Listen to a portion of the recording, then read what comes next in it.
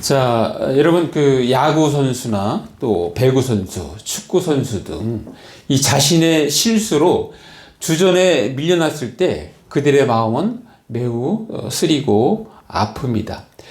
자, 그리고 그들은 아마도 이렇게 생각할 것입니다. 다시 한번 내게 기회를 주세요. 다시 한번 기회를 주세요. 그때는 정말 잘하겠습니다. 라는 마음입니다. 자, 광고 중에 이런 광고가 있습니다. 벼랑 끝에 선 당신에게 다시 한번 기회를 드립니다. 예. 이것은 암흑의 법률사무소와 함께하는 개인희생 및 파산 솔루션이라는 회사에서 광고하는 것입니다. 최근 경기 불황으로 인해서 많은 사람들이 과도한 채무에 시달리고 있습니다. 특별히 도박, 주식 투자 실패, 사업 실패 등으로 인한 빚은 더욱 감당하기 어렵습니다. 하지만 좌절하지 마세요. 정부에서 지원하는 개인 희생 및 파산 제도를 통해 빚을 탕감받고 재기의 발판을 마련할 수 있습니다. 라는 그런 제도입니다. 또 이런 광고가 있습니다. 모바라 미안해. 다시 한번 기회를 줄게. 예전엔 머리숱이 많았었는데 그땐 내 머리를 너무 혹사시켰어. 미안하다. 내 소중한 모바라. 자, 그러나 일반적으로 보면 우리가 사는 사회에서는 다시 기회를 주는 부분이 아주 적습니다. 자, 성경은 어떨까요? 다시 한번 기회를 받는 대표적인 이해가 있다면 아마도 부활하신 예수님과 베드로의 관계에서 우리가 찾을 수 있습니다. 요한복음 21장에 보면 예수님께서 부활하신 후 세 번째 제자들에게 나타납니다. 그때 상황은 제자들이 다시 옛날 바닷가로 가서 고기를 잡는 상황이에요. 자, 하루 종일 고기를 잡았는데 고기를 못 잡았습니다. 그래서 참 피곤하고 지친 기력으로 이렇게 오는데 예수님께서 배 오른편에 그물을 던져라. 그래서 그 말씀대로 던졌더니 153마리의 고기가 잡힙니다. 그러면서 주님인 것 같다는 소리를 듣고 베드로가 그냥 그대로 옷을 입고 물로 뛰어들어서 예수님께로 다가옵니다. 자, 예수님은 그들의 상태가 지금 배가 고픈 상태잖아요. 미리 이렇게 불을 해서 사람들이 고기를 가져와서 먹을 수 있도록 먼저 조반을 먹인 다음에 그리고 예수님이 베드로에게 묻습니다. 요한의 아들 시몬아, 네가 이 사람들보다 나를 더 사랑하느냐? 자, 주님께서 그렇게 물어보시니까 베드로가 대답합니다. 주님, 그러하나이다. 내가 주님을 사랑하는 줄 주님께서 아시나이다. 예수님께서 말씀하십니다. 내 어린 양을 먹이라. 자, 그걸로 끝나지 않고 다시 한번 말씀하세요. 요한의 아들 시몬아, 네가 나를 사랑하느냐? 자, 재차 물으시니까 베드로 답합니다. 주님, 그러하나이다. 내가 주님을 사랑하는 줄 주님께서 아시나이다. 예수님께서 말씀하십니다. 내 양을 치라. 자, 그걸로 끝나는 것이 아니라 한 번 더 요한의 아들 시몬아, 네가 나를 사랑하느냐? 자, 세 번째 네가 나를 사랑하느냐 하심으로 베드로가 근심하여 말합니다. 주님, 모든 것을 아시오매 내가 주님을 사랑하는 줄을 주님께서 아시나이다. 예수님께서 말씀하십니다. 내 양을 먹이라. 자, 예수님이 이 대화를 통해서 과거에 베드로가 닭이 울기 전에 3번 나를 부인하리라. 자기가 그걸 경험했잖아요. 그래서 내가 주님을 좀 목숨 걸고 지키겠나이다라고 강하게 얘기했음에도 불구하고 그날 바로 배신한 자기 자신을 볼 때 얼마나 낙심하고 자기 자신이 참 초라하게 느껴졌겠습니까? 자, 그런 부분을 다시 회복시키시는 주님의 사랑의 음성을 그는 아마도 깨달았을 것입니다.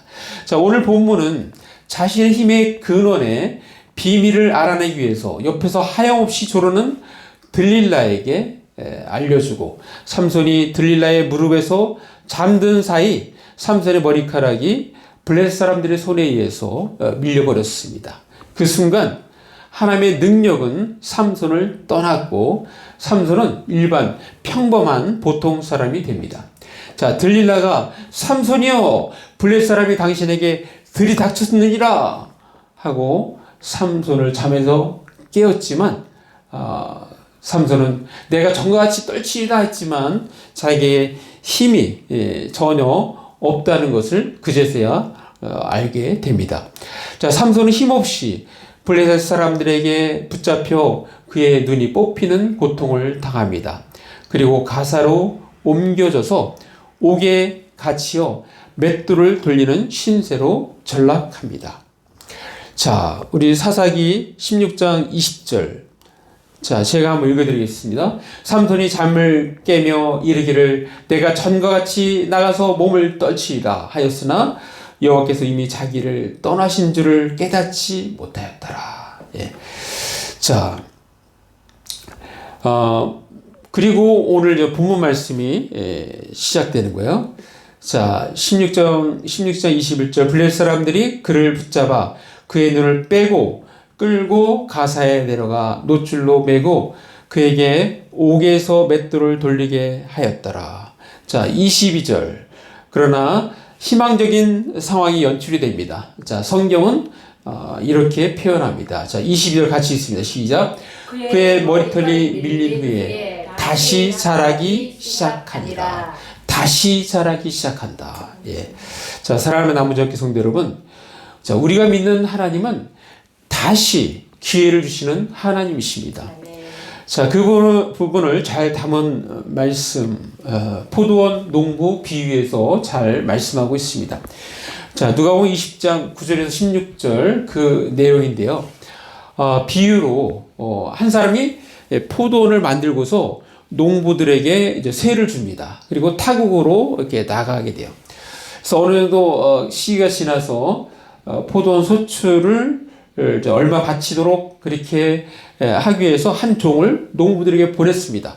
자, 그런데 농부들이 그 종을 몹시 때리고 공짜로 빈손으로 보냈습니다. 그래서 다시 한번 그 주인이 다른 종을 보냈습니다. 그런데 그 종도 몹시 때리고 능욕하고 빈손으로 보냈습니다. 자, 다시 세 번째 종을 보냅니다.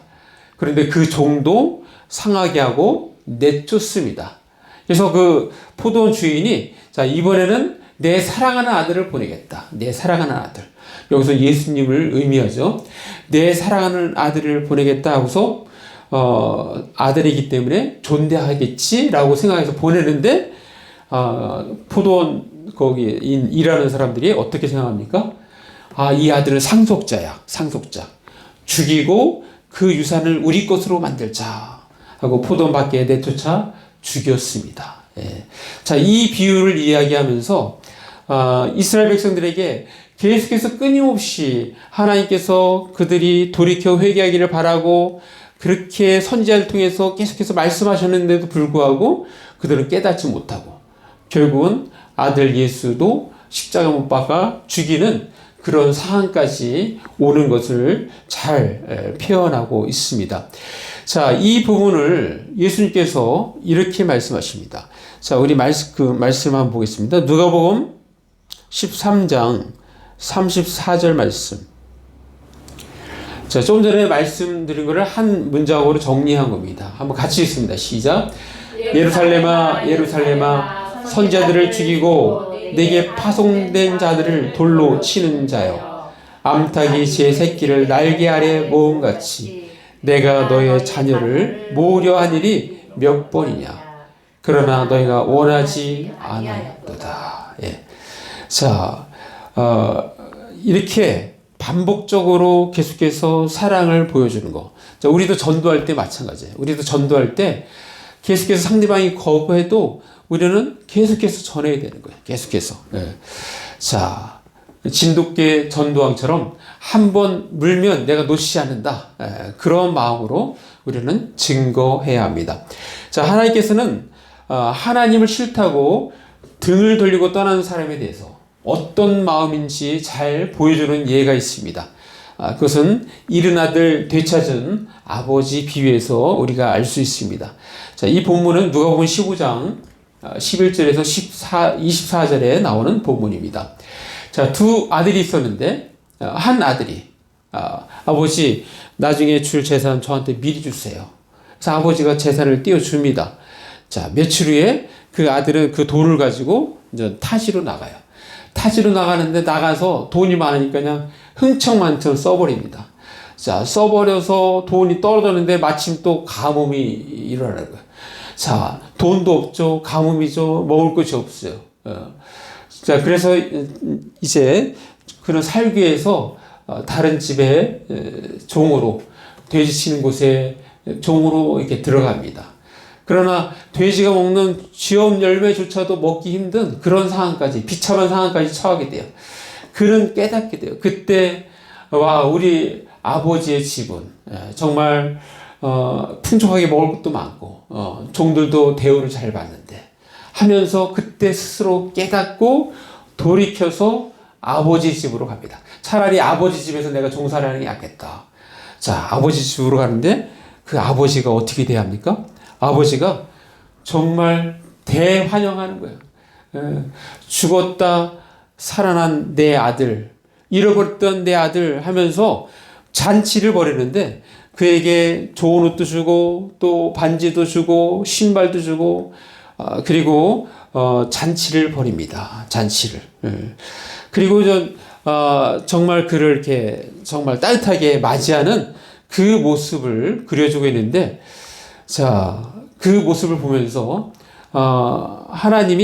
하나님을 등지고 떠난 사람들에 대해서 어떤 마음인지 하나님께서 잘 보여주고 있습니다. 하나님 우리를 잊지 아니하시고 단념하시지 아니하고 목 놓아 기다리고 있다는 것을 우리에게 잘 보여주고 있습니다. 단지 우리는 어떻게 해야 됩니까? 회개하고 다시 돌아가는 일. 그것이 바로 우리가 해야 할 일입니다. 자, 여러분, 삼손이 눈이 뽑힌 채 맷돌을 돌리면서 그는 무슨 생각을 했을까요? 아마도 삼손은 자신의 과거를 회상하였을 것입니다. 자, 아마도 이렇게 회상했을 거예요. 그래, 나는 나실인이었지. 그런데 내가 술과 여자를 가까이 하며 방탕한 삶을 살면서 그 사실을 내가 잊어버렸어. 그래서 내가 이런 수모와 치욕스러운 상황에 처하게 되었구나. 오 하나님, 제가 잘못했습니다. 뼈저리게 회개합니다. 저를 용서하여 주옵소서. 아마 이것이 삼손의 마음이었을 것입니다. 자, 때로는 이렇게 삼손이 고통을 받으면서 자기 자신을 돌이키면서 회개했듯이 때로는 고통이 우리에게 유익을 줍니다. 자, 순전한 기독교 나니아 연대기의 저자 기독교의 변증가 C.S. 루이스는 그는 이렇게 얘기합니다. 고통은 하나님이 우리에게 말씀하시는 확성기이다. 확성기. 그러니까 고통받을 때 그 고통을 나쁘게만 보면 안 돼요. 그 고통을 통해서 하나님은 내가 너를 사랑한다는 것을 보여주는 거야. 깨닫게 하기 위해서.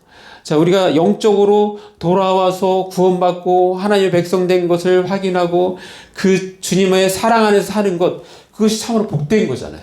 그것을 일깨워 주는데 그것을 깨닫게 하는 방법 중에 하나가 고통이라는 것입니다. 우리는 고통을 통해서 하나님의 말씀을 선명히 떠올리게 되는 것입니다. 자, 당시 삼손의 마음. 자, 삼손의 마음은 그 마지막에 기도 속에 다 들어가 있다고 생각이 되는데 그 마지막 기도 그 부분을 한번 보겠습니다. 자, 사사기 16장 자, 28절. 자, 우리 한번 같이 읽어볼까요? 시작. 삼손이 여호와께 부르짖어 이르되 주 여호와여 구하옵나니 나를 생각하옵소서. 하나님이여 구하옵나니 이번만 나를 강하게 하사 나의 두 눈을 뺀 블레셋 사람에게 원수를 단번에 갚게 하옵소서 하고, 이게 삼손의 마지막 기도예요. 마지막 기도. 자, 이 기도를 하고 자기를 안내하는 소년에게 부탁합니다. 내가 이 건물을 바치고 있는 가장 중요한 기둥, 자기를 데려다오. 그래서 하나님께 기도한 상황에서 하나님께서 다시 자라게 한 그 머리카락, 하나님께서 회복하신 그 힘을 바탕으로 해서 두 기둥을 껴안고 그리고 무너뜨려요. 그래서 그 경기장에 온 사람이 3,000명이 넘는다 그랬어요. 남녀가 3,000명. 방백들, 모든 방백들을 포함해서 남녀가 3,000명이 넘는다고 했어요. 거기에 있는 사람 대부분이 다 죽은 거예요. 압사해서. 그냥 서로 깔려서 죽고, 그렇게 해서 죽었는데, 성경에서는 그가 살아서 죽인 사람, 전에 막 1,000명도 죽이고 했잖아요. 살아서 죽인 것보다 그가 장렬히 죽으면서 죽인 블레셋 사람들이 더 많다라고 성경은 그렇게 적고 있습니다. 자, 우리는 지금 하나님은 우리에게 다시 한번 기회를 주십니다. 라는 제목의 설교를 듣고 있습니다. 자, 오늘 말씀을 근거로 해서 자, 하나님의 우리의 삶에 적용하기 위해서 두 가지만 제안합니다. 첫 번째는 무너진 정체성을 회복해야 한다는 것이다. 무너진 정체성. 자, 우리가 정체성을 잃어버리면 간단히 끝날 문제가 아닙니다. 우리가 가장 존경하고 경외하는 하나님이 욕을 얻어 먹습니다. 그것은 오늘 본문에서 발견할 수 있습니다. 분명 삼손은 블레셋 방백들의 돈에 매수된 들릴라에게 힘의 근원의 비밀을 알려줌으로써 이렇게 힘도 못 쓰고 블레셋인들이 하자는 대로 끌려다닌 것인데 그들은 이를 감추고 자신들이 믿고 있는 신이 바로 삼손을 붙잡아 넘긴 것처럼 그렇게 홍보를 합니다. 자, 우리 사사기 16장 23절 제가 읽습니다. 블레셋 사람의 방백들이 이르되 우리의 신이 우리 원수 삼손을 우리 손에 넘겨주었다 하고 다 모여 그들의 신 다곤에게 큰 제사를 드리고 즐거워하고. 예. 지금 사실 자기들이 사람을 매수해서 그렇게 했음에도 불구하고 실제 사람들한테 홍보하기는 우리의 신이 이렇게 했습니다. 그러고 이렇게 자랑을 하고 있는 거예요. 24절에도 제가 읽습니다. 백성들도 삼손을 보았으므로 이르되 우리의 땅을 망쳐놓고 우리의 많은 사람을 죽인 원수를 우리의 신이 우리 손에 넘겨주었다고 자기들의 신을 찬양하며. 예, 바로 신들이 바로 삼손을 넘겼다고 찬양하고 있습니다. 자, 삼손이 자신의 정체성을 잃고 행동하니까 온 민족에게 영광 받으셔야 할 우리 하나님께서 조롱을 받으시는 상황까지 이르게 된 것입니다. 자, 무슨 말입니까? 우리가 우리의 정체성을 잃고 살게 되면 우리로 인해서 우리를 구원해 주시고 영원한 생명을 주시는 하나님께서 조롱을 받게 된다는 사실입니다. 이는 우리 그리스도인의 정체성이 하나님의 영광을 위하는 삶이라고 했을 때 있어서는 안 되는 일인 것입니다. 따라서 우리는 먼저는 무너진 정체성을 회복해야 합니다. 정체성을 회복하기 위하여 우리가 해야 할 것은 하나님께 회개하여 바로 잡는 것입니다. 자, 사도행전 말씀 보겠습니다. 사도행전 3장 19절 말씀. 자, 우리 한번 같이 읽습니다. 시작. 그러므로 너희가 회개하고 돌이켜 너희 죄 없이 함을 받으라. 이같이 하면 새롭게 되는 날이 주 앞으로부터 이를 것이요 라고 말씀하고 있습니다. 자, 회개하고 돌이키면 새롭게 되는 날이 주 앞으로부터 이를 것이라고 우리의 약속의 말씀을 주고 있습니다. 자, 하나님 우리에게 다시 한번 기회를 주십니다. 그렇다면 어떻게 할까요? 두 번째는 정체성을 잃지 않고 평생 정체성에 맞는 삶을 살아가는 것입니다. 예. 자, 지난 수요일 낮에 제가 전도하러 나가는데 여자 두 분이 벤치에 이렇게 나와서 쉬고 있더라고요. 한 분은 나이 드신 분은 이게 누워 있고 한 분은 옆에 있는데 그러니까 나이 드신 분은 몸이 약해서 있는 분이고 옆에 있는 젊은 분은 그 요양보호사이신 거예요. 그러니까 방문 요양보호사. 예.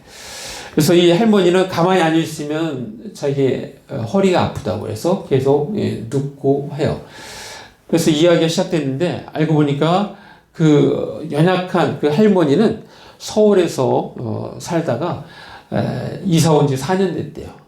그리고 교회 권사하고 자기가 젊었을 때 정말 기도원이라는 기도원은 안 간 데가 없을 정도로 기도의 사람이었고, 근데 젊었을 때 위암 사기였는데 오살리 금식기도원 가서 2달 이상 있으면서 완전히 완쾌된 거예요. 하나님의 은혜로 완쾌돼서 지금까지 살아계신 거예요. 지금 80대 중반인데 지금까지 살아 있으면서 그는 늘 기도 생활, 말씀 생활, 그리고 예배 생활을 혼자 그렇게 하는 거예요. 주위에서 교회 나가는 사람이 전도하는데 자기 교회 나오라고 이렇게 전도하는데 이분은 나가서 앉아있지 못하니까 자기가 아프니까 그래서 나가지 못하는데, 근데 그 권사님이 뭐라고 얘기했냐면 그러는 거예요.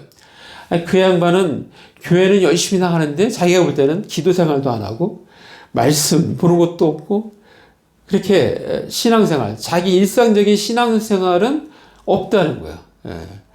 자, 여러분, 이런 상황이 되었을 때 한 사람 몸이 아파서 교회는 안 나가지만 혼자서 말씀 생활, 기도 생활, 예배 생활을 꾸준히 하고 있고, 또 한 사람은 교회는 열심히 나가지만 말씀 생활, 기도 생활 등을 전혀 안 한다면 누가 온전한 그리스도인에 가깝겠습니까?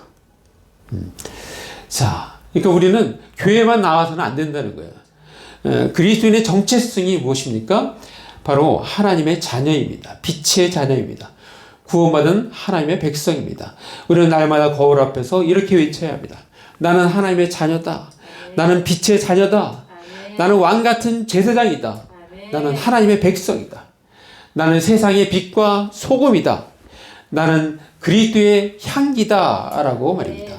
자, 우리는 자신에 대하여 정체성을 바르게 인식할 때 우리의 정체성이 우리의 삶의 자세와 태도에서 나타나게 될 것입니다. 자, 우리가 잘 아는 베드로전서 2장 9절 제가 읽습니다. 그러나 너희는 택하신 족속이요 왕같은 제사장들이요 거룩한 나라요 그의 소유가 된 백성이니 이는 너희를 어두운 데서 불러내어 그의 기이한 빛에 들어가게 하신 이의 아름다운 덕을 선포하게 하려 하심이라 라고 우리의 정체성에 대해서 분명히 말씀해 주고 있습니다. 자, 우리가 정체성에 걸맞는 삶을 산다는 것은 단순히 나는 누구인가라는 것을 아는 것을 뛰어넘어서 그것으로 기반해서 삶의 방향을 설정하고 행동하는 것을 의미합니다.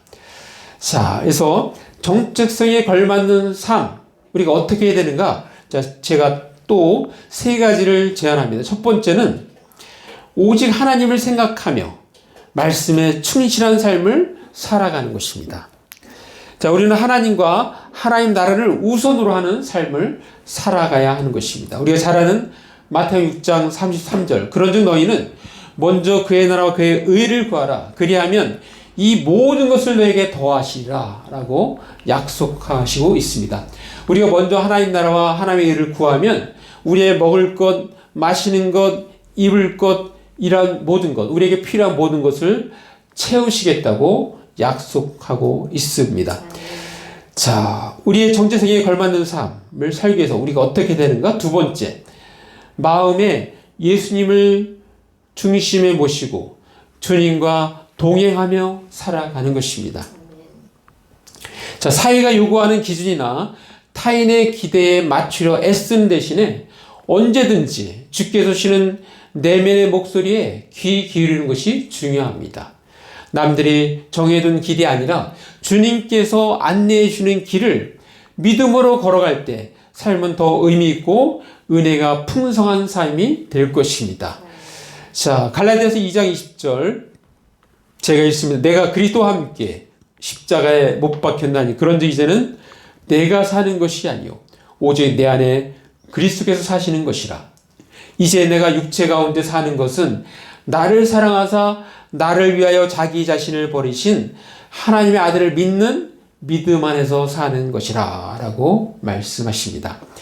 자, 우리가 정체성에 걸맞는 삶을 산다는 것 우리가 어떻게 해야 되는가? 마지막 3번째는 자신을 받아들이고 존중하며 삶을 주도적으로 살아가는 것입니다. 자, 남과 비교하면서 자신을 깎아내리기보다 자신만의 고유한 특성을 인정하고 존중하는 것이 중요한 태도입니다. 자기 자신을 사랑할 때 더 당당하게 살아갈 수 있습니다. 자, 아까 우리 요한복음 21장 말씀드렸는데요. 자, 예수님께서 베드로와의 대화를 이제 다 이렇게 마쳤는데, 자, 베드로는 궁금합니다.